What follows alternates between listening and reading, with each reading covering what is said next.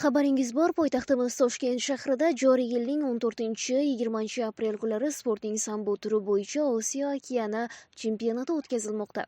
Unda ishtirok qilayotgan hamyurtimiz Ellikqal'a tumani 1-sonli sport maktabi shug'ullanuvchisi Shahzoda Azatova 65 kilogramm vazn toifasida birinchi o'rinni egallab, Osiyo chempioni bo'ldi va 5 karra Osiyo chempioni degan nomga sazovor bo'ldi. Shuni alohida faxr bilan aytish lozimki, Shahzoda Azatova bugungacha sportda ko'plab yutuqlarga erishib, ko'pgina mamlakatlarda O'zbekiston bayrog'ini yuksaklarga ko'tarilishiga sabab bo'ldi. Albatta, bu yutuqlarning hammasi bir tarafdan yurtimizda sportchi yoshlarga e'tibor, davlat siyosati darajasiga ko'tarilganligi, iste'dodli yoshlarni kashf etish, ularni har tomonlama qo'llab-quvvatlash, o'z irodasini namoyon qilishlari uchun yaratib berilayotgan imkoniyatlar natijasi bo'lsa, ikkinchi tarafdan albatta sportchi yoshlarning o'z ustida muntazam ishlashi, o'z ustozlaridan olgan bilimlarini yaxshi o'zlashtirishining natijasidir. Yurtimizda Shahzoda Azatova kabi iqtidorli yosh avlodning jismoniy tarbiya va ommaviy sport bilan muntazam shug'ullanishi uchun zamon talablariga mos